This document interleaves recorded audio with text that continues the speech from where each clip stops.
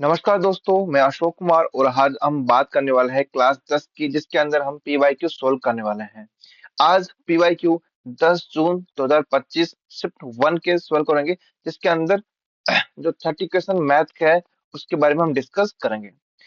अपना टारगेट है RRB NTPC 2026, जिसके अंदर अपन जो मैथ्स है उसके क्वेश्चन जो है 30 में से 30 नंबर लाने की कोशिश करेंगे। ठीक है, उसके लिए हम प्रीवियस ईयर सोल्व कर रहे हैं और आज जो है क्लास नंबर 10 होने वाली है। इससे पहले 9 क्लास कंप्लीट हो चुकी है। 2025 में एनटीपीसी जो एग्जाम लगी थी उसके सारे के सारे शिफ्ट वाइज पेपर्स जो है मैं यहाँ पे सोल्व करवा रहा हूँ। ठीक है, तो स्टार्ट करते हैं क्वेश्चन नंबर 1 से। एक निश्चित कार्य को उतने ही समय में कर सकता है जितने समय में बी और सी मिलकर वह कार्य कर सकते हैं। यदि ए और बी मिलकर इस कार्य को 7 दिनों में कर सकते हैं तथा सी अकेले इस कार्य को 9 दिनों में कर सकता है, तो बी अकेले इस कार्य को कितने दिनों में कंप्लीट करेगा। ठीक है, तो बात कर लेते हैं। ए जो है जितने जितने टाइम में इस काम को कंप्लीट करेगा उतने टाइम में जो बी प्लस सी है वो भी सेम टाइम में कंप्लीट करेंगे। ठीक है, उसके बाद बोल रहा है कि ए और बी मिलकर इस कार्य को 7 दिनों में कंप्लीट करते हैं, तो ए प्लस बी इस कार्य को 7 दिनों में कंप्लीट करते हैं। उसके बाद सी अकेले इस कार्य को 9 दिनों में कंप्लीट करता है। सी इसे 9 दिनों में कंप्लीट करता है। ठीक है, इन दोनों का एलसीएम आता है 63। यहाँ आती है ए प्लस बी जो है 7 दिनों में कंप्लीट करता है, तो यहाँ पे ए प्लस बी जो है की जो कैपेबिलिटी है वो 9 आती है। यहाँ पे सी की कैपेबिलिटी आती है 7। ठीक है, अब जो है यहाँ पर ए प्लस बी प्लस सी करेंगे, इन दोनों को जोड़ देंगे, यहाँ आ गया 16। ठीक है, अकॉर्डिंग टू क्वेश्चन बोल रहा है कि ए जितने दिनों में काम करता है उतने दिनों में बी प्लस सी काम करता है। अपन को निकालने की इसकी बी की, तो यहाँ पे जो पुट करते हैं अपन ए की वैल्यू पुट कर देते हैं। यहाँ पे 16 की वैल्यू जो है कितनी है, ए ए की वैल्यू कितनी है बी प्लस सी, और यहाँ पे कितने बी प्लस सी। ठीक है, ये हो गए 2b प्लस 2c। इसके बाद में c की जो वैल्यू है वो है 7, तो c की वैल्यू 7 पुट करेंगे तो यहाँ आता है 14। यहाँ से जो है 2b की वैल्यू आती है 2 और b की वैल्यू आती है 1। ठीक है, अब b की वैल्यू 1 आ गई। अब पूछ रहा है कि b अकेले इस कार्य को कितने दिनों में कंप्लीट कर सकता है, तो b अकेले इस कार्य को टोटल काम कितना है 63। ठीक है, और b की जो है कैपेबिलिटी कितनी है 1, तो 1, तो ये 63 63 दिनों में इस कार्य को कंप्लीट कर सकता है। ठीक है, बात करते हैं नेक्स्ट क्वेश्चन पे। x जो है ए स्क्वायर के अनुक्रमानुपाती है। ठीक है, तो x जो है किसके अनुक्रमानुपाती है, ए स्क्वायर के। ठीक है, दूसरा बोल रहा है ए जो है y के व्युत्क्रमानुपाती है। ए जो है y के व्युत्क्रमानुपाती का मतलब होता है 1/y। ठीक है, उसके बाद अपने पास दो केस है, y के 20 होने पर x 39 है और y के 2 होने पर x की वैल्यू ज्ञात करनी है। ठीक है, इनसे अपन एक फॉर्मूला निकालते हैं। कैसे निकालेंगे, यहाँ पे x a की जो वैल्यू है इसमें पुट करेंगे तो क्या बनता है x समानुपाती a की वैल्यू 1/y है, तो 1/y का होल स्क्वायर। ठीक है, जब ये समानुपात है ये हटेगा तो इसकी जगह कांस्टेंट आएगा, और कांस्टेंट की जो वैल्यू है उसको मान लेते हैं अपन के, और क्या दे रखा है वाई स्क्वायर। ये अपने पास एक इक्वेशन। इस इक्वेशन को देखते हुए आगे क्वेश्चन के अंदर बोल रहा है, पहली कंडीशन बोल रहा है कि y के 20 होने पर x की जो वैल्यू है वो 39 है। ठीक है, तो यहाँ से 39 इस फॉर्मूले में रखा बराबर के, और y की वैल्यू कितनी है 20, इसका कर देंगे अपन स्क्वायर। यहाँ से k की वैल्यू कितनी आएगी 39 इंटू 20 का स्क्वायर 400। ठीक है, इसको ऐसे कैसे रख लेंगे। उसके बाद सेकंड बोल रहा है कि y के 2 होने पर x की वैल्यू कितनी है। ठीक है, फॉर्मूला पुट करेंगे, x बराबर के की वैल्यू कितनी है 39 इंटू 400 बाई y की वैल्यू कितनी दे रखी है 2, तो 2 का स्क्वायर। इसको अपन सोल्व कर लेंगे, 39 इंटू 400 बाई 4, 4 से 4 कैंसिल आउट, यहाँ बच गया 100। इसकी वैल्यू आ जाएगी 3900। ऑप्शन नंबर 4 इसका सही आंसर हो जाएगा। ठीक है, बात करते हैं नेक्स्ट क्वेश्चन पे। एक कस्बे की वर्तमान जनसंख्या 1,60,000 है, जो प्रति वर्ष 25% की दर से बढ़ रही है। 3 वर्ष पूर्व की जनसंख्या तथा 2 वर्ष पूर्व की जनसंख्या का अंतर ज्ञात कीजिए। ठीक है, अब अपन को क्या करना है, अब वर्तमान जनसंख्या दे रखी है। जब वर्तमान जनसंख्या दे रखी है तो इससे 3 वर्ष पूर्व और इससे 2 वर्ष पूर्व जो अंतर था उसकी वैल्यू अपन को निकालनी है। ठीक है, उसकी वैल्यू कैसे निकालेंगे अपन उसको अभी देखते हैं। सबसे पहले अपन देखते हैं कि ऐसा मान लेते हैं 3 वर्ष जो पूर्व थी उसकी जनसंख्या मानती एक्स थी। ठीक है, अब जो है पहले वर्ष इसकी संख्या संख्या जो है जनसंख्या बढ़ती है कितनी 25%, तो 25% बढ़ती है तो 125/100। ठीक है, दूसरे वर्ष भी दूसरे वर्ष भी 25% बढ़ती है तो 125/100। तीसरे वर्ष की 25% बढ़ती है तो 125/100 बराबर वर्तमान जनसंख्या कितनी है 1,60,000। ठीक है, अब इसको सोल्व कर लेते हैं अपन। यहाँ से 25 पंचे 125, 25 100, ये भी 5 बार कट जाएगा, ये भी 4 बार कट जाएगा, ये भी 5 बार कट जाएगा और ये भी 4 बार कट जाएगा। यहाँ से x की जो वैल्यू है वो कितनी आ जाएगी 1,60,000 इंटू 4 कितने हो गए 64, और नीचे 5 इंटू 5 हो गया 125। ठीक है, ये आ गई 3 वर्ष पहले की जो जनसंख्या थी वो। अब बात करते हैं 2 वर्ष पहले की जनसंख्या कितनी थी, तो 2 वर्ष पहले जनसंख्या इतनी थी, उसके बाद 25% बढ़ी तो 125/100, फिर 125% बढ़ी, सॉरी, फिर 25% बढ़ी, फिर इसके बाद 125/100।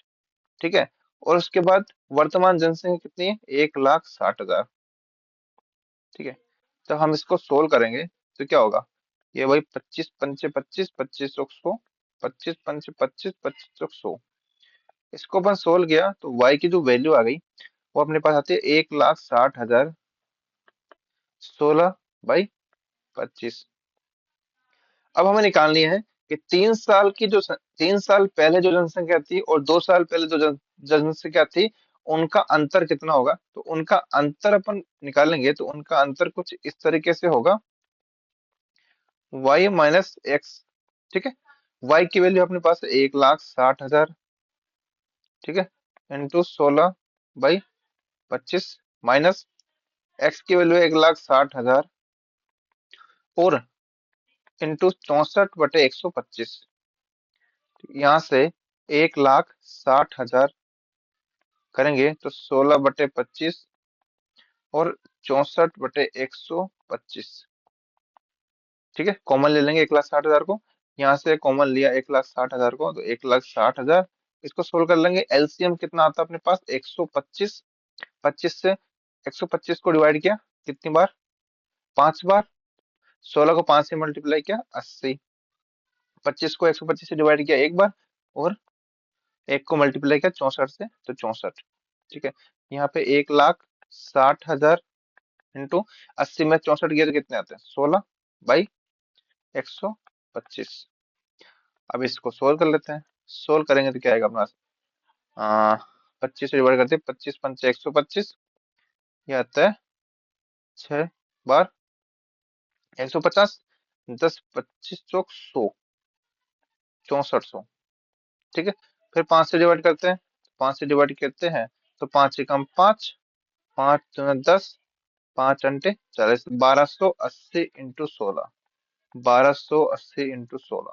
जब हम इसको सोल्व करते हैं 16 पंचे 128, 16 अंटे 128, 12, 16 दूना 32 और 32 वर्ग 44, 4, 16 कम 16, 16 4 20, 20,000 480। ऑप्शन नंबर 4 इसका सही हो जाएगा। 2 साल पहले की जनसंख्या और 3 साल पहले की जनसंख्या का अंतर जो है अपने पास 20,480 निकल के आता है। ठीक है, बात करते हैं क्वेश्चन नंबर 4 की, जिसके अंदर उस समषटभुज का क्षेत्रफल ज्ञात कीजिए जिसकी भुजा की जो माप है वो 16√2 सेंटीमीटर है। ठीक है, सोल्व कीजिए इसको।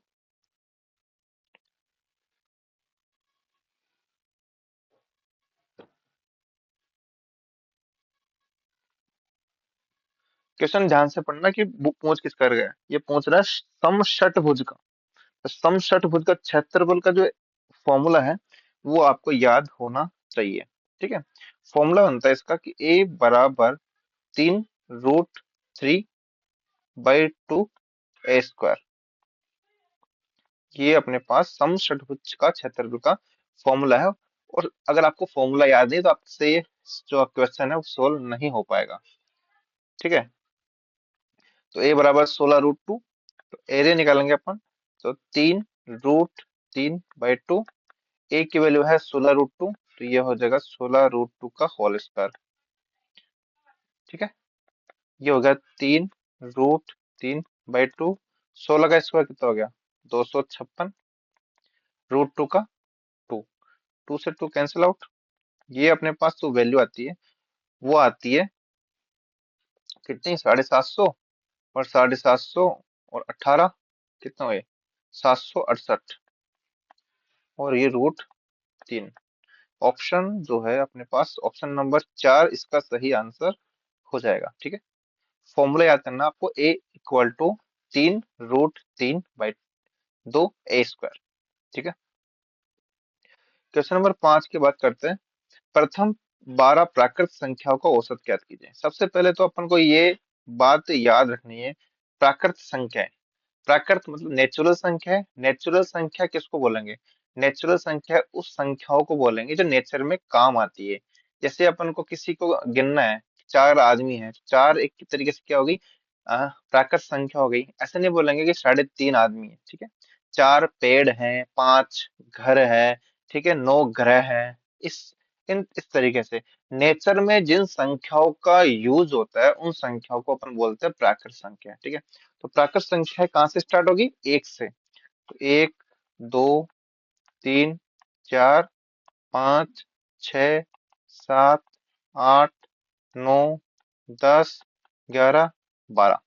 अब 12 प्राकृत संख्या को औसत निकालना। औसत का मतलब बीच वाली संख्या होगी, तो बीच वाली संख्या होगी। और इस टोटल जो है सम संख्या है, तो सम संख्या है तो इनका जो औसत निकालने का फॉर्मूला होता है n+1/2 बराबर 6.5।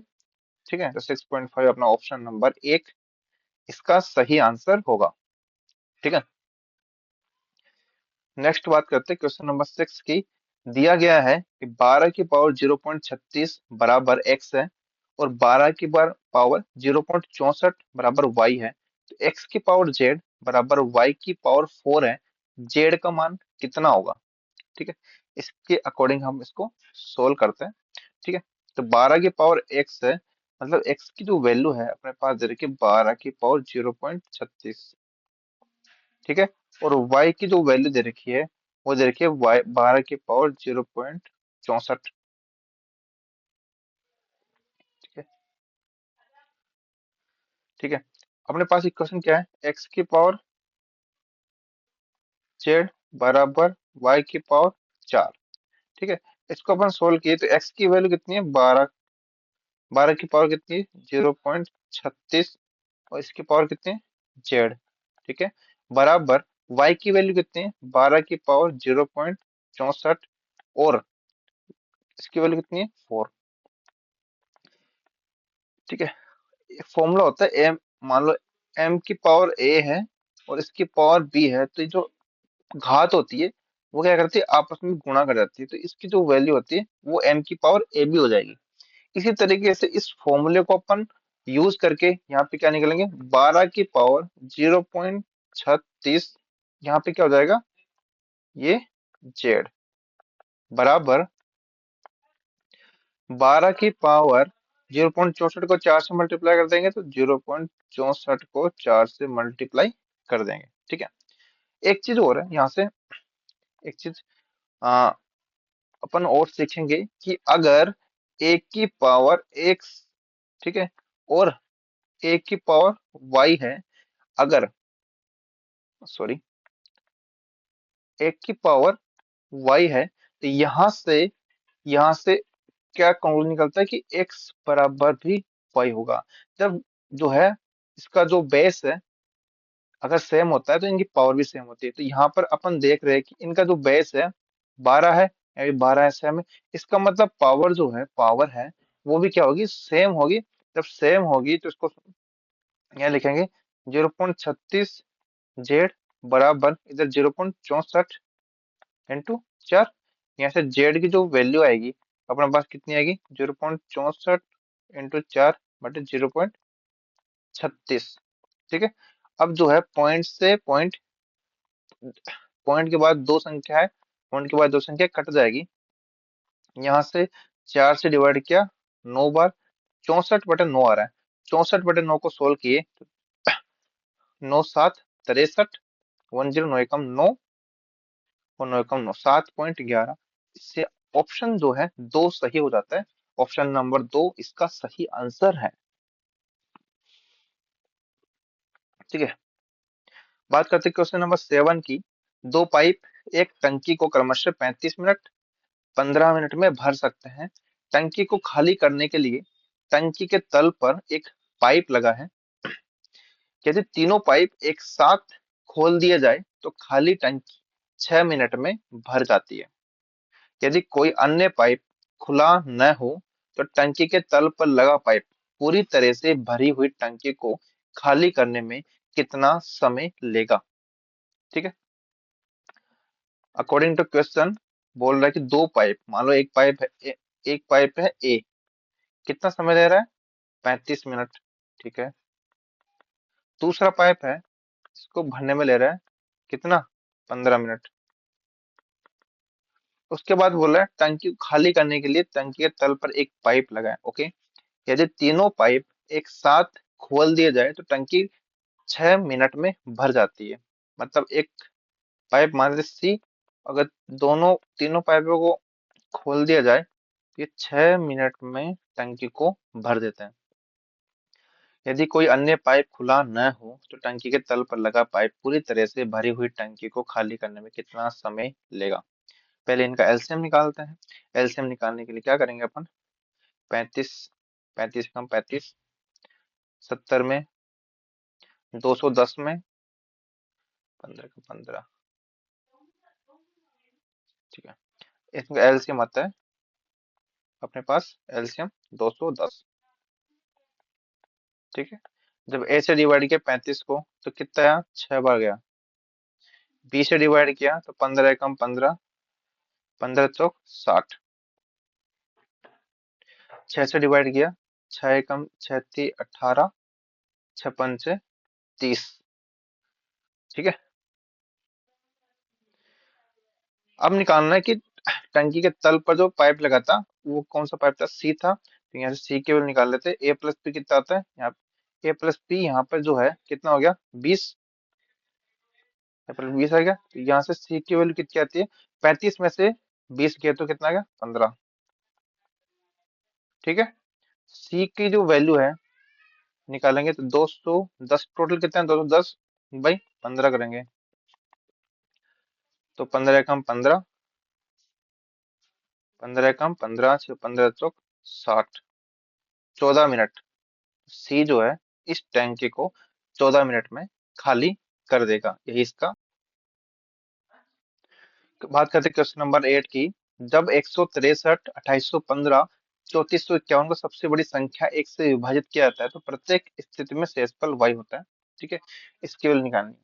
सबसे पहले हम बताते हैं कि जब कुछ संख्याओं को एक ही संख्या से विभाजित करने पर समान शेषफल प्राप्त होता है तो वह सबसे बड़ी जो संख्या होती है उन संख्याओं के अंतर का महत्तम समापवर्ती होती है।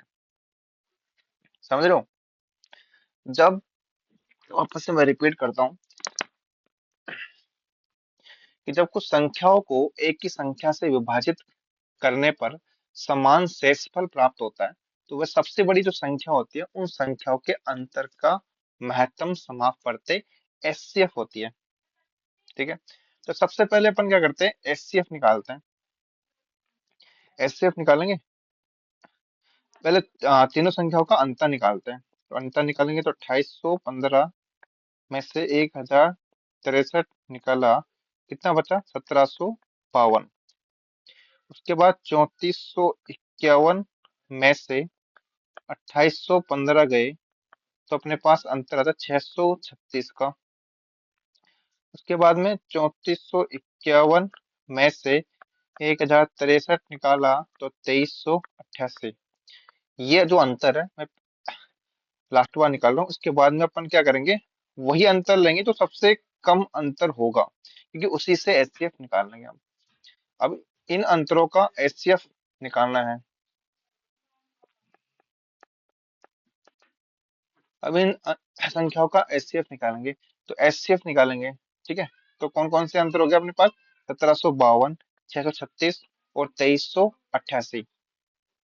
ठीक है, तो अब एचसीएफ निकालेंगे तो क्या होगा, 636 और 1752 का एचसीएफ 12 है। ठीक है, जब यहाँ से अपन एचसीएफ निकालेंगे 636 से, ठीक है, सोल्व कर लेंगे वो, 12 पंचे 60, 12 पंचे 60, 12 36, 12, इससे ज्यादा नहीं कटेगा। अब आप चेक कर सकते हैं यहाँ से एचसीएफ, एचसीएफ की जो वैल्यू हो जाएगी वो कितनी देगी, 12। आप किसी भी संख्या में तीनों अंतरों के अंदर आप डिवाइड करके देख सकते हैं। मिनिमम मैक्सिमम नंबर यही है जो इन संख्याओं को डिवाइड कर सकता है। यहाँ से एचसीएफ की वैल्यू एक्स 12 आ गई, तो यही किसकी वैल्यू है, एक्स की वैल्यू है। यहाँ से वाई निकालना है, वाई निकालना है तो किसी भी संख्या को ले लेते हैं अपन। किसी भी संख्या को लिया और 12 से डिवाइड किया तो कितना आएगा, 96, 10। ठीक है, 12 पंच 96, 4 3 7।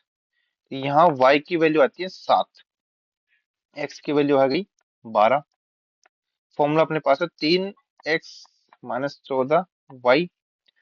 ठीक है, 3x की वैल्यू आ गई 12, y की वैल्यू आ गई 7, 36 माइनस 2, 98।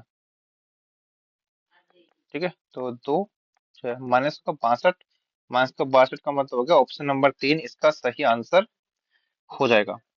ठीक है, कुछ नहीं करना, संख्या जो है इनका अंतर निकाल लेंगे, अंतर का एचसीएफ निकाल लेंगे, वही जो है वो जो है एक्स की वैल्यू हो जाएगी। उसके बाद उस संख्या से किसी भी तीनों संख्याओं में से डिवाइड करेंगे तो शेषफल निकलेगा, वो वाई की वैल्यू हो जाएगी। एक्स और वाई की वैल्यू इस फॉर्मूले में पुट करनी है, इससे अपना आंसर आ जाएगा। ठीक है, उसके बाद बात करते हैं क्वेश्चन नंबर 9 की, कि 900 रुपए की राशि पर 6% मासिक ब्याज दर से 12 माह में प्राप्त साधारण ब्याज ज्ञात कीजिए। कुछ नहीं करता, मूलधन पी है, प्रिंसिपल की वैल्यू अपने पास 900 रुपए, रेट है आर है, इसकी वैल्यू अपने पास 6% है, टाइम है 12 माह दे रखा है, 12 माह का मतलब कितना हो गया, 1 साल। साधारण ब्याज निकालना है, सिंपल इंटरेस्ट निकालना है, एसआई की वैल्यू निकालनी है। इसका फॉर्मूला आपको सबको पता है, PRT/100।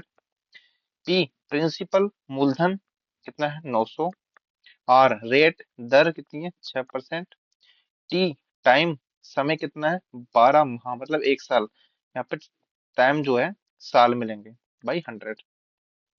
ठीक है, यहाँ से 100 से जो 2 जीरो कैंसिल आउट, 9 पंजे 45, 9 छिका 54, 54 रुपए यहाँ पर ब्याज निकल के आते हैं। ऑप्शन नंबर 3 इसका सही आंसर हो जाएगा।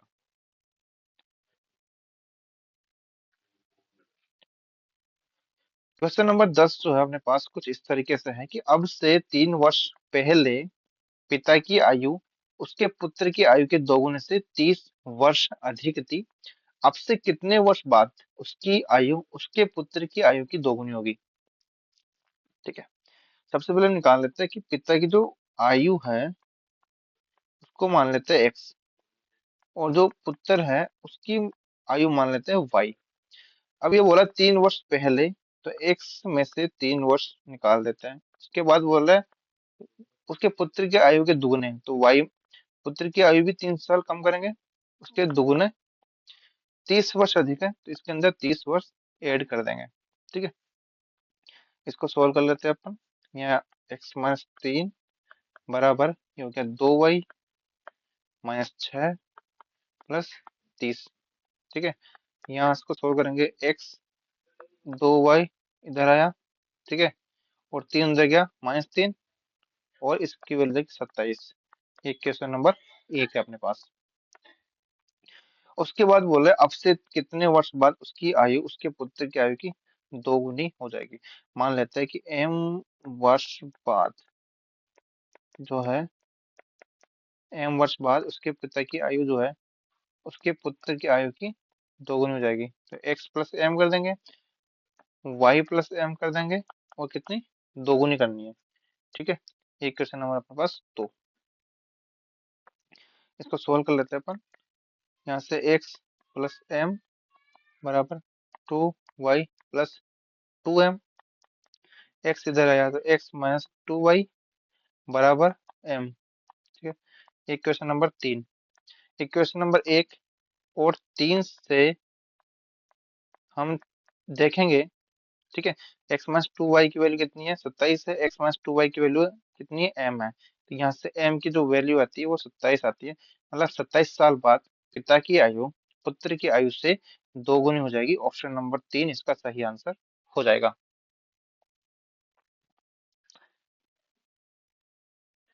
क्वेश्चन नंबर 11, एक व्यक्ति अपनी आय का 50% बचाता है। यदि उसका व्यय मतलब खर्च है 320 रुपए, उसकी आय कितनी होगी। ठीक है, सबसे पहले हम फॉर्मूला बताते हैं। इनकम जो होती है किसके बराबर होती है, एक्सपेंडिचर प्लस सेविंग। आय का फॉर्मूला होता है आय बराबर खर्चा प्लस बचत। ठीक है, इनकम कितनी मान लेते हैं अपन, 100% मान लेते हैं, बराबर 50% बचाता है, एक्सपेंडिचर कितना हो गया 50%, और इनकम के बाद सेविंग कितनी बचेगी 50%। इसने बोला कि 320 रुपए खर्च करता है, मतलब 50% की जो वैल्यू है अपने पास 320 रुपए, उसकी आय याद कीजिए। 50% की वैल्यू 320 है, तो 100% की वैल्यू कितनी जाएगी 640 रुपए। ऑप्शन नंबर 3 इसका सही आंसर हो जाएगा।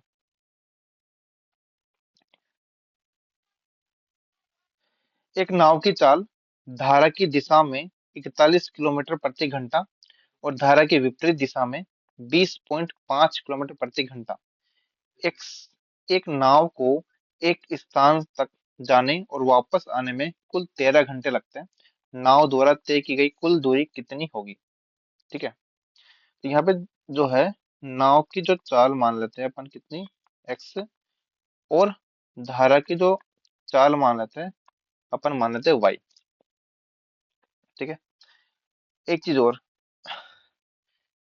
जो डिस्टेंस है वो मान लेते हैं एक तरफ की डी। ठीक है, अब देखेंगे यहाँ पे तो एक्स धारा की दिशा में X plus Y D upon, sorry, kilometre प्रति घंटा है ना ये, तो यहाँ से जो है आंसर अपना पास कुछ इस तरीके से निकलेगा।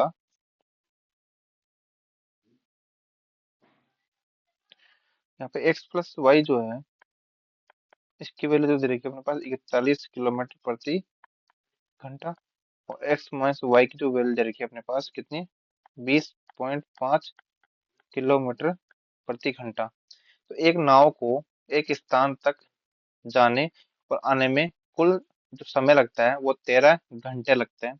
नाव द्वारा तय की गई कुल दूरी निकालनी है अपन को। ठीक है,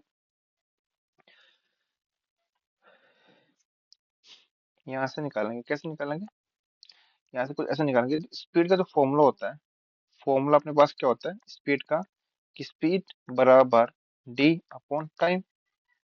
यहाँ से टाइम की वैल्यू कितनी जाएगी, टी बराबर D upon speed. Total time अपन को दे रखा है कितना, 13 घंटे, ठीक है। उसके बाद D distance, D upon S निकालना है, ठीक है। तो जाने में और आने में दो जाने में और आने में टोटल समय लगा है, टोटल समय लगा है, तो अपन पहले निकालेंगे जाने में लगा डिस्टेंस डी, स्पीड कितनी थी 41। उसके बाद में आने में डिस्टेंस उतनी थी, और जो स्पीड है वो एक्स माइनस वाई, यहाँ से 20.5, ठीक है। यहाँ से अपन सोल्व करेंगे, 41 का एलसीएम आ जाएगा, ठीक है। 41 में 41 भाग दिया, डी 20.5 से 2 बढ़ गया 2D, यहाँ पर 13, ठीक है। टी प्लस 2D 3D बराबर 13 × 41, और डी की वैल्यू यहाँ से आती है 13 × 13, 13×52 53 बाय 3, 533/3। ये तो आती है एक तरफ की दूरी, लेकिन अपन को ये बोला कि टोटल जो डिस्टेंस है वो कितने ट्रेवल की गई, तो यहाँ से 2D की वैल्यू निकालेंगे। 2D की वैल्यू आती है, इसको 2 से मल्टीप्लाई कर देंगे, 1066/3, तो ऑप्शन नंबर 3 इसका सही आंसर हो जाएगा।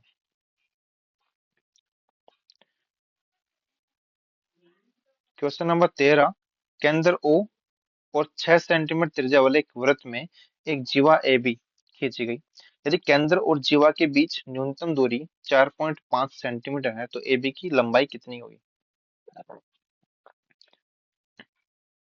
ये अपने पास एक वृत्त है, इसका केंद्र है, ये इसकी जीवा है, ठीक है। तो ये मान लेते हैं इसकी त्रिज्या। अब जो है यहाँ से केंद्र से जीवा की जो बीच की दूरी है वो है मिनिमम 4.5 सेंटीमीटर। मिनिमम दूरी कैसे निकालेंगे, अगर ये लंबवत इस पे आती है तो ये मिनिमम दूरी हो आती है 4.5 सेंटीमीटर। त्रिज्या इसकी दे रखी है 6 सेंटीमीटर। इसकी जीवा की लंबाई निकालनी है, तो इसकी लंबाई निकालनी है m, ये निकाल लेंगे तो इसको 2 से मल्टीप्लाई कर देंगे, तो जीवा की लंबाई आ जाएगी अपने पास, ठीक है। अब ये कैसे निकालेंगे, ये पाइथागोरस फॉर्मूला लगाएंगे, 6 का स्क्वायर बराबर m का स्क्वायर प्लस 4.5 का स्क्वायर। यहाँ पर एम स्क्वायर बराबर ये हो गया 36 माइनस 4.5 इंटू 4.5, तो 45 का स्क्वायर बटे 10 का स्क्वायर, तो 45 इंटू 45 करेंगे तो 2025, 36 इधर जो है 10 100 है, इसको एलसीएम लिया, 36 माइनस 45 से डिवाइड किया तो 2025, ठीक है। तो 3600 में से 2025 निकालेंगे तो 1575 आता है, तो 1575 बटे 100 एम स्क्वायर की वैल्यू, यहाँ से एम की जो वैल्यू आएगी वो आ जाएगी अंडर रूट 1575/100, ठीक है। अब जो है एम जो है नीचे तो आ गया 10, क्योंकि 100 का अंडर रूट होता है 10, ठीक है। ऊपर अगर इसको आ, तोड़ते हैं थोड़ा सा, 7 से डिवाइड करते हैं, तो 7 एकम 7, 7 दूनी 14, 1 7 दूना 14, 7 पंचे 35, ठीक है। 225, 225 किसका होता है 15 का, तो 15/10 अंडर रूट 7।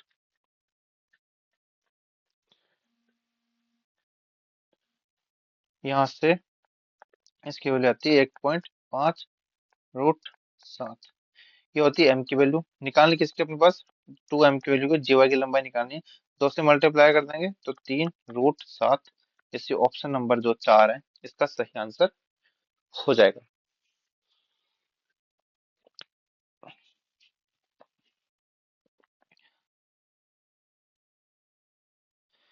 के किस मान के लिए द्विघात समीकरण 2x² माइनस 5x प्लस 3 बराबर 0, 4x² minus k plus 1x के दोनों मूल सार हैं, ठीक है। जब दोनों मूल सार हैं तो अपन क्या करेंगे, दोनों समीकरणों के a1/a2, इसको मान लेते a1, इसको मान लेते b1, इसको मान लेते c1, ये हो गया a2 b2 c2, तो A1/A2 बराबर B1/B2 बराबर C1/C2 कर देंगे।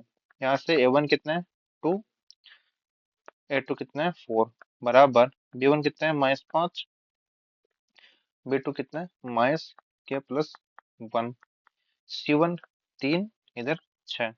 ठीक है, इस इक्वेशन को सोल्व करेंगे यहाँ पे, तो ये आता है 1/2 बराबर माइनस से माइनस कैंसिल आउट, 5/k+1। यहाँ से k+1 इधर आया, ये हो गया 10, k की वैल्यू यहाँ से आती है 9। ऑप्शन नंबर 3 इसका सही आंसर हो जाएगा।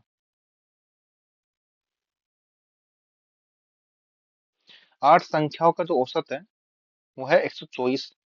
यदि सबसे छोटी संख्या जो है संख्याओं के योग का 16वां भाग है, तो सबसे छोटी संख्या ज्ञात कीजिए।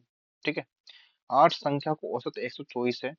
ठीक है, तो टोटल संख्याओं का जो योग हो जाएगा वो कितना हो जाएगा, 8 × 124।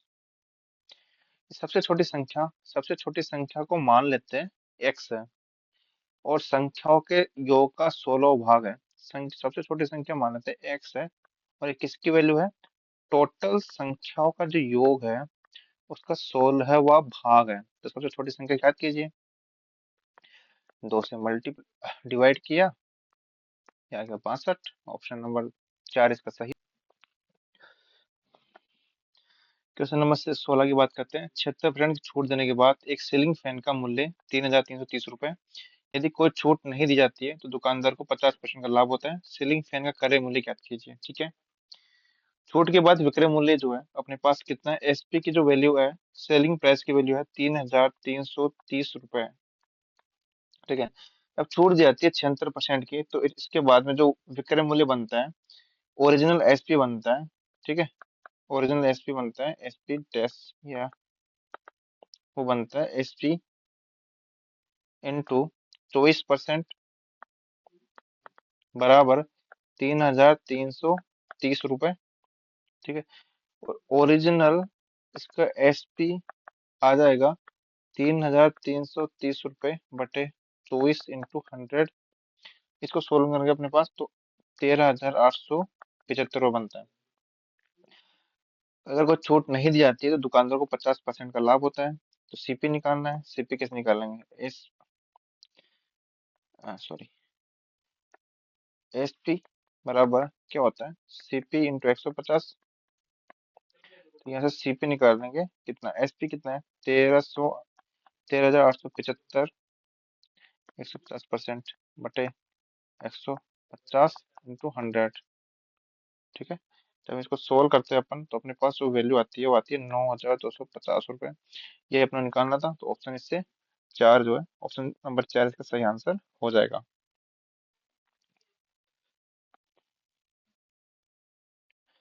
निम्नलिखित को सरल कीजिए। अपने पास है 47 प्लस 49/7 प्लस 65 माइनस 27।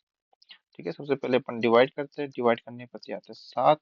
ठीक है, प्लस का है, प्लस का है, प्लस का, तीनों को जोड़ लेंगे, 7 7 14, 14 5 19, 1 6 7 7 4 11, 119 में से 27 किया, कितना बचा, 9 में 7 किया 2, 11 में 2 किया तो 9, 9 2। ऑप्शन नंबर 1 इसका सही आंसर हो जाएगा।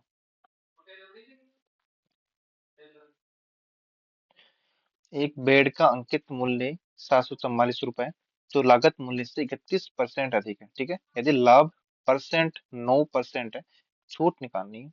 ठीक है, एमआरपी की जो वैल्यू है अपने पास कितनी दे रखी है, 744 रुपए। इसके बाद में इसकी जो वैल्यू दे रखी है, लागत मूल्य से 31% अधिक है। लागत मूल्य अपन मान लेते हैं 100% है, तो एमआरपी कितनी हो जाएगी, 131% हो जाएगी। ठीक है, यहाँ से सीपी निकाल सकते हैं। सीपी कैसे निकालेंगे, 744 किसका, 131 का है, 100 से मल्टीप्लाई करेंगे तो क्या आ जाएगा, इसको सोल्व करेंगे अपन, 744 131। ठीक है, तो यहाँ से की वैल्यू आती है 567.9। इसको मान लेते हैं अपन 568 मान लेते हैं। ठीक है, सीपी की वैल्यू आ गई। उसके बाद बोला लाभ परसेंट, 9% है, तो यहाँ पे लाभ एसपी की वैल्यू कितनी आएगी, 9% निकालेंगे। तो सीपी का 109%, तो 568 का 109% निकालेंगे तो कितना आएगा, 568 × 100, 109 सॉरी 619 रुपए आ गए।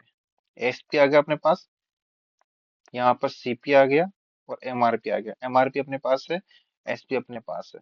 ठीक है, निकाल लेते हैं अपन। छूट, छूट किस पे निकालते हैं, एमआरपी पे निकालते हैं। तो यहाँ पे आता है अपने पास MRP minus SP by MRP.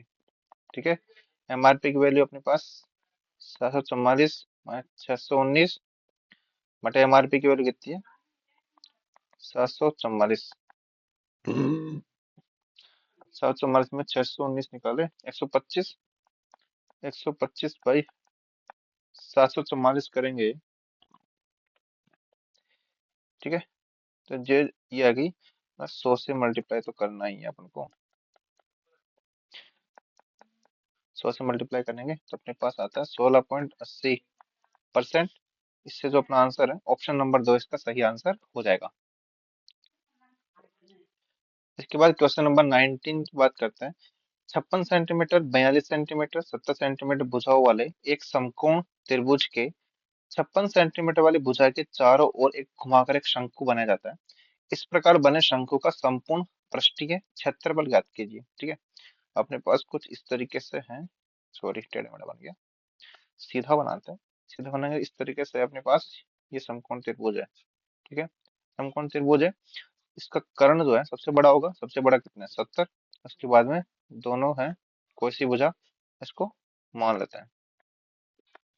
जब इसको अपन घुमाएंगे, ठीक है, 56 सेंटीमीटर वाली भुजा के चारों ओर घुमाते हैं। ठीक है, तो इसको अपन घुमाएंगे तो कुछ इस तरीके से करेंगे, तो ये अपने पास शंकु इस तरीके से बनेगा। ठीक है, ये हो गया। ठीक है, इस तरीके से अपने पास एक शंकु बनेगा। ठीक है, शंकु बनेगा तो अपने पास संपूर्ण पृष्ठीय क्षेत्रफल निकालना है। ठीक है, पहले तो इसका नीचे वाला भाग कितना होता है, πr²।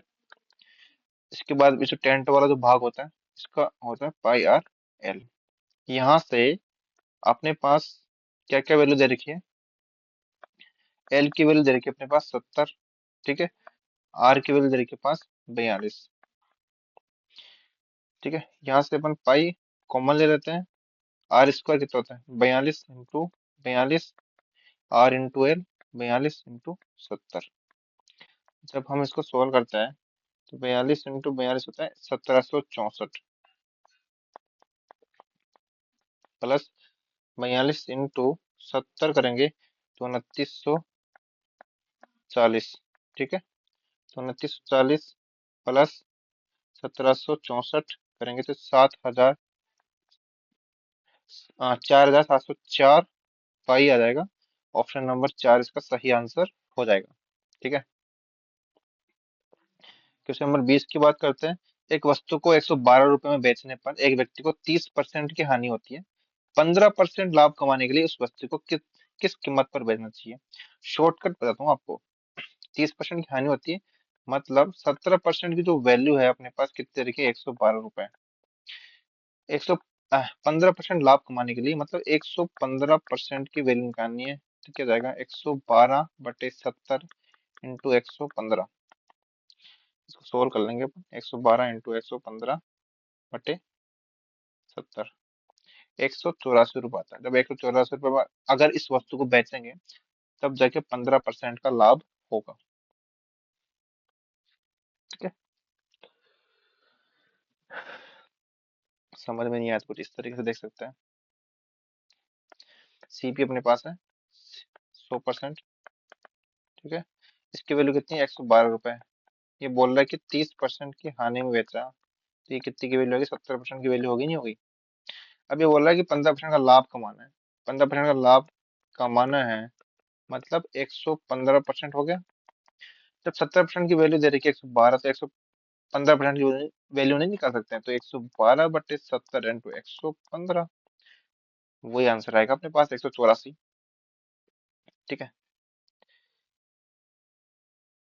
क्वेश्चन नंबर 21 है, एक आयताकार मैदान की भुजाएं 11 सेंटीमीटर 14 सेंटीमीटर लंबी है, इसका क्षेत्रफल एक वृत्ताकार मैदान के क्षेत्रफल के बराबर है। वृत्ताकार मैदान की परिधि ज्ञात कीजिए। कुछ नहीं करना, आयताकार मैदान का जो एरिया होता है क्या, तो लंबाई इंटू चौड़ाई, तो लंबाई इंटू चौड़ाई बराबर वृत्ताकार मैदान के क्षेत्रफल के बराबर है। तो वृत्ताकार मैदान का क्षेत्रफल क्या होता है, पाई आर स्क्वायर। ठीक है, यहाँ से आर आ जाएगी, तो आर स्क्वायर बराबर 11 इंटू 14 बटे पाई। पाई के वैल्यू जाते हैं 22/7। ठीक है, 11 से 2 बार मल्टीप्लाई, ये 7। आर स्क्वायर बराबर 7 का स्क्वायर, तो आर की वैल्यू आएगी 7। परिधि निकालनी है, परिधि की वैल्यू होती है 2 पाई आर। ठीक है, 2 इंटू पाई की वैल्यू हो गई 22/7, आर की वैल्यू हो गई 7। 7 से 7 कैंसिल आउट, इसकी वैल्यू हो गई 44 सेंटीमीटर। ऑप्शन नंबर 1 इसका सही आंसर हो जाएगा। एक खाली स्टोरेज टैंक में 51 लीटर पेट्रोल डालने के बाद ये 1% खाली होता है। एक मान सकते हैं अपने पास कुछ इस तरीके से है। ठीक है, ये भर गया 51 लीटर, इसके अंदर तेल डालने के बाद फिर भी ये 1% जो है खाली होता है। मतलब ये जो भरा है वो किसकी वैल्यू है, 99% की वैल्यू है। स्टोरेज टैंक को भरने के लिए इसमें कितना पेट्रोल डालना होगा। ठीक है, तो अब इसको सोल्व करते हैं। अब तो 99% की जो वैल्यू है, कुछ अपने पास कितनी रखी है, 51 लीटर। ठीक है, अब स्टोरेज टैंक को भरने के लिए इसमें कितना पेट्रोल डालना होगा।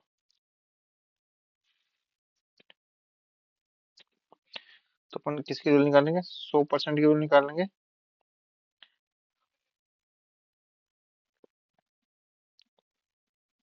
ठीक है,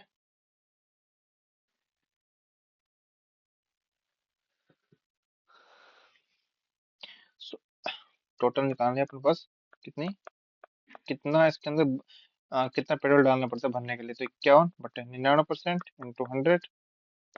इसकी वैल्यू कितनी आएगी, 51/99 इंटू 100, 51.51।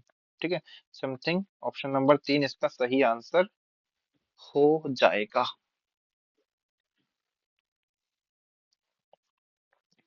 क्वेश्चन नंबर 23 की बात करते हैं। एक्स वाई जेड ने क्रमशः 45 37 और 71 के अनुपात में एक धनराशि का निवेश किया। यदि वर्ष के अंत में उन्होंने कुल 2790 रुपए का लाभ अर्जित किया है, तो वाई के हिस्से और जेड के हिस्से का अंतर ज्ञात करना है। कुछ नहीं करना इसमें, एक्स का अनुपात वाई का अनुपात जेड का अनुपात दे रखा है 45:47:47 तो वर्ष के अंत में कुल जो 2790 रुपए का लाभ किया, कुल लाभ 2790 के मतलब तीनों के हिस्से में आएगा। तो टोटल जो है अनुपात 2790 किसकी वैल्यू है, तीनों की वैल्यू है, तो 45 प्लस 37 प्लस 71 निकालने किसकी है, वाई के हिस्से और जेड के हिस्से का अंतर। वाई के हिस्से और जेड के हिस्से का अंतर निकालेंगे, 71 - 37 कर देंगे, ये अपने पास वैल्यू जाएगी। तो 2790/337, 2790 इनको जोड़ेंगे तो अपने पास आता है 153। ठीक है, इधर आता है 4 34। जब हम डिवाइड करेंगे 2790 को किससे, पहले तो मल्टीप्लाई में 34 से और डिवाइड करेंगे फिर 153 से, अपने पास जो वैल्यू निकल के आती है वो 620 रुपये निकल के आती है। तो ऑप्शन नंबर जो है 3 इसका सही आंसर हो जाएगा। 57 और बी का तृतीय अनुपाती सी है। यदि बी पहली 3 सम संख्याओं का योगफल है तो सी का मान ज्ञात करें। ठीक है, 57 और बी का तृतीय अनुपात सी है, मतलब कुछ इस तरह के अनुपात है, 57 अनुपात बी अनुपात सी। ठीक है, यहाँ से बी स्क्वायर कितना हो जाएगा, 57 इंटू सी। अब जो है बी जो है, बी किसकी वैल्यू है? पहली तीन प्राकृत सम संख्या का योगफल। तो तीन प्राकृतिक सम संख्या को कौन कौन सी है? 2 + 4 + 6, ये हो जाएगा 12। सी का मान निकालना है। ठीक है, यहाँ बी की वैल्यू कितनी है? 12। तो 12 का स्क्वायर कर देंगे, 12 × 12 बराबर 57 × सी। सी की वैल्यू जाएगी 144/57। तो 144/57 करेंगे तो अपने पास आती है 2.52 और 6, लगभग ये होगी 2.53। ऑप्शन नंबर एक इसका सही आंसर हो जाएगा। क्वेश्चन नंबर 25, जमीन पर एक बिंदु से पहाड़ी की चोटी का उन्नयन कोण 60 डिग्री है। यदि पहाड़ी 171 मीटर ऊंची है तो दिए गए बिंदु से पहाड़ी की चोटी तक की दूरी ज्ञात कीजिए। कुछ इस तरीके से है कि ये अपने पास एक बिल्डिंग है, ये पहाड़ी है, सॉरी, पहाड़ी से जमीन से जो उन्नयन कोण बन रहा है वो बन रहा है 60 डिग्री का। ठीक है, पहाड़ी की चोटी का उन्नयन कोण एक जमीन के बिंदु से 60 डिग्री का बन रहा है। ठीक है, पहाड़ी की जो ऊंचाई है वो 171 मीटर है। तो दिए गए बिंदु से पहाड़ी की चोटी तक की दूरी ज्ञात कीजिए। इसकी वैल्यू निकालनी है अपन को। ठीक है, ये हो गया लंब, ये हो गया, सॉरी, ये हो गया कर्ण, ये हो गया लंब। तो लाल बटा कक्का वाला जो फॉर्मूला है उसके अंदर अपन देख लेंगे कर्ण और लंब का कहाँ कनेक्शन है। कर्ण और लंब का कनेक्शन है साइन थीटा के अंदर। तो यहाँ से साइन थीटा, साइन 60 डिग्री बराबर लंब की वैल्यू दे रखी है 171 बटे कर्ण की वैल्यू दे रखी है एक्स।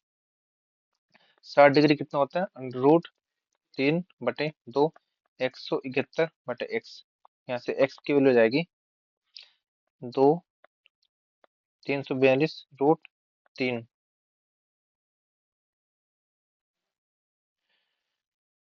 342 √3 आ रहा है। तो होता है 1/√2। 45 डिग्री बोल तो 1/√2, तो √3/2 जाता है। √3/2 इधर लंब की वैल्यू 171। ठीक है, कर्ण की वैल्यू x दे रखी है। अच्छा, यहाँ पे सॉरी, कैसे होगा? 171 × 2 बटे √3। तो √3 है तो इसको क्या करेंगे अपन, ऊपर नीचे √3 से मल्टीप्लाई करेंगे। तो √3 × √3, नीचे बन गया 3, 3 से डिवाइड किया, 3 × 5 = 15, 3 × 7 = 21 और ऊपर हो जाएगा √3। ये हो गया 7×3 = 14, 114 √3। ऑप्शन नंबर एक इसका सही आंसर हो जाएगा।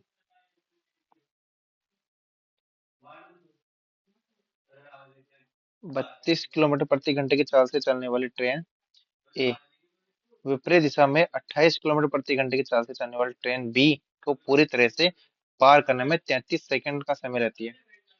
ट्रेन बी की लंबाई ट्रेन ए की लंबाई की 1.5 गुनी है। ट्रेन बी पुल को 54 सेकंड में पूरी तरह पार करती है। पुल की लंबाई ज्ञात कीजिए। ठीक है, ए बराबर इसकी होगी 32 किलोमीटर प्रति घंटा और बी जो वैल्यू है वो है 28 किलोमीटर प्रति घंटा। ठीक है,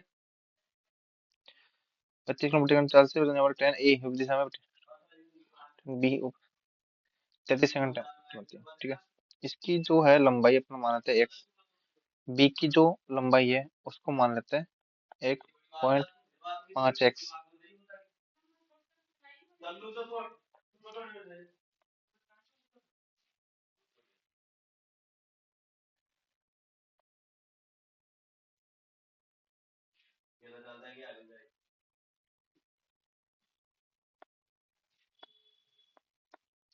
क्वेश्चन अपने पास 26 है, 32 किलोमीटर प्रति घंटे की चाल से चलने वाली ट्रेन ए विपरीत दिशा में 28 किलोमीटर प्रति घंटे की चाल से चलने वाली ट्रेन बी को पूरी तरह से पार करने में 33 सेकंड का समय लेती है। तो ठीक है, तो ए की जो चाल है अपने पास है 32 किलोमीटर प्रति घंटे। इसके बाद में बी है यहाँ पर 28 किलोमीटर प्रति घंटे की चाल है। ठीक है, उसके बाद जो है ये बोल रहा है कि दोनों एक दूसरे को जब पार करती है तो टाइम लेती है 33 सेकंड का। ठीक है, इसके बाद बात करते हैं कि ट्रेन बी की लंबाई ट्रेन ए की लंबाई की 1.5 गुना है, तो ट्रेन बी की जो लंबाई है ट्रेन ए की लंबाई की कितनी गुना है? 1.5 गुना। तो इसको मान लेते हैं एक्स है, तो बी की लंबाई यहाँ से बनती है 1.5 एक्स। ट्रेन बी पुल को 54 सेकंड पार करने से पार करती है, तो पुल की लंबाई ज्ञात कीजिए। तो यहाँ पे जो पुल है, पुल की लंबाई अपन मान लेते हैं वाई है, ठीक है। और पुल वाई को पार करने में समय रहती है 54 सेकंड का। जब दोनों ट्रेनें एक दूसरे को पार करती है तो समय लेती है 33 सेकंड का। लेकिन जब बी ट्रेन पुल को पार करती है तो समय लेती है 54 सेकंड का, ठीक है। इसी आधार पर हम इसको सोल्व करते हैं। जब इसको सोल्व करते हैं तो अपने पास जो वैल्यू आती है वो कुछ इस तरीके से आती है कि बी की पहले अपन निकालते हैं बी की। तो बी की स्पीड कितनी है अपने पास? 28 किलोमीटर प्रति घंटा, बराबर बी की दूरी कितनी है? 1.5 एक्स, प्लस पुल की लंबाई कितनी है? वाई, समय कितना लग रहा है? 54 सेकंड, ठीक है।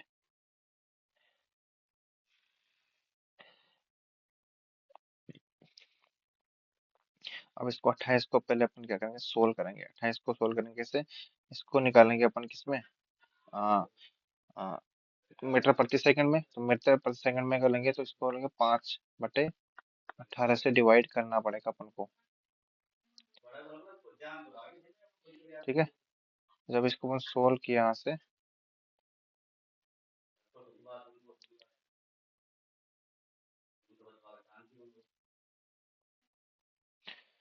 ठीक है, हम इसको सोल्व कर लेते हैं।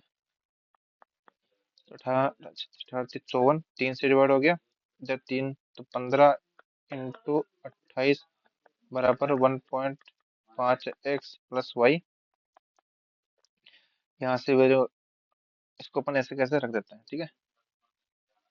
Equation number 1। उसके बाद में बात करते हैं सेकंड। ए प्लस बी दोनों चलती है, तो दोनों चलती है तो यहाँ पे कितनी होगी? 32 और प्लस 28। इसको मीटर पर सेकंड में कन्वर्ट किया तो 5/18 बराबर टोटल जो लेंथ है दोनों की एक्स प्लस 1.5 एक्स है बटे 100 सॉरी 33 सेकंड का समय ले रही है। इसको सोल्व करेंगे अपन। तो सोल्व किए अपन तो यहाँ पे बनता है ये होगा 60। 60 × 5/18 बराबर 2.5 एक्स बटे 33। यहाँ से एक्स की जो वैल्यू है अपने पास है, तो 60 × 5 × 33 बराबर बटे में भाग दिया 18 का, ठीक है। और बटे में भाग दिया 2.5 का। एक्स की वैल्यू जो यहाँ से आती है वो 220 आती है, ठीक है। यहाँ से एक्स की वैल्यू 220 आ गई। ये क्वेश्चन नंबर हो गया 2। इक्वेशन 1 और 2 को अपन सोल्व करते हैं, तो 2 को सोल्व करते हैं तो अपने पास इक्वेशन है 15 × 28 बराबर 1.5। एक्स की वैल्यू दे रखी है 220 प्लस वाई। यहाँ से वाई की वैल्यू निकालेंगे तो 15 × 28 करेंगे तो यहाँ पे आती है 420 माइनस 1.5 को 220 से मल्टीप्लाई करेंगे तो 330, 70 और 2 90। 90 मीटर का जो पुल है, पुल की लंबाई कितनी आती है? यहाँ से 90 मीटर।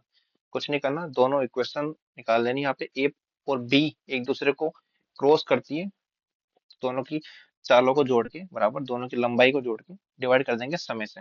इसके अलावा पुल क्रॉस कर रही है बी, तो बी की लंबाई प्लस पुल की लंबाई बाई 100, क्योंकि पुल की चाल तो 0 होती है, इसलिए बी की चाल बराबर ही बी की लंबाई प्लस पुल की लंबाई बटे उसको पार करने में समय लगा 54 सेकंड।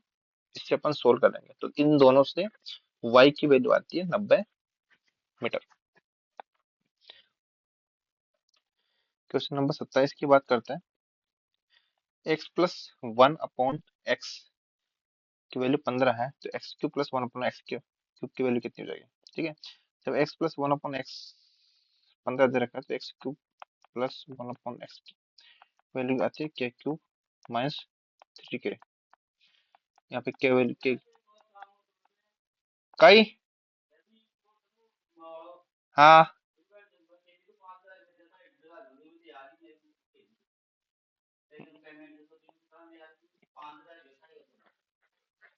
अब आ कराऊंगा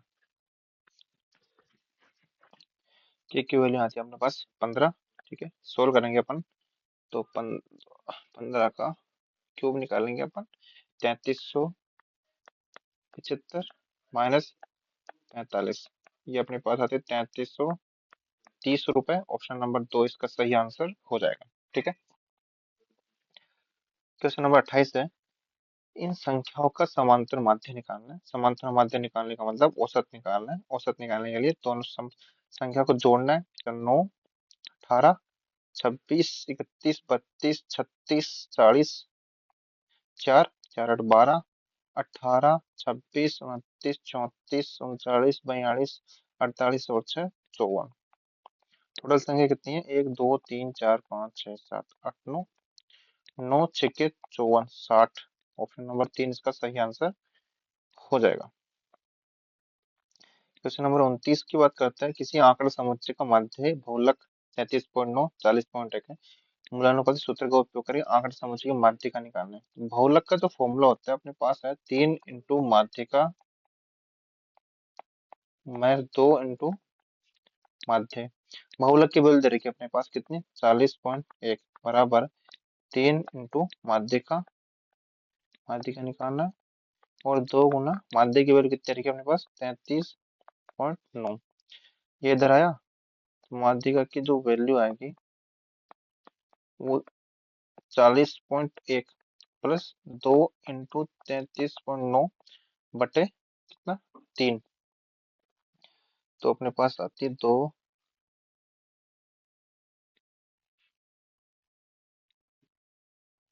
ठीक है, तो सोल्व किया तो अपने पास जो वैल्यू आती है वो आती है 35.97। ऑप्शन नंबर 3 जो इसका सही आंसर हो जाएगा। इसके बाद लास्ट क्वेश्चन की बात करते हैं, क्वेश्चन नंबर 30। ठीक है, सोल्व करना है अपने पास। तो पहले ब्रैकेट सोल्व करेंगे, तो ब्रैकेट सोल्व करेंगे तो यहाँ पे आता है 15। तो 139 माइनस 15 इंटू 15 कितने में? 225, ये हो गया 52। ठीक है, प्लस प्लस इसे करेंगे तो 11, 6, 3, 9, 191 माइनस 225। यहाँ से 9 और 5 कितना था? 34 माइनस 34। ऑप्शन नंबर 1 इसका सही आंसर हो जाएगा। आज की क्लास यहीं समाप्त करते हैं। Thank you guys.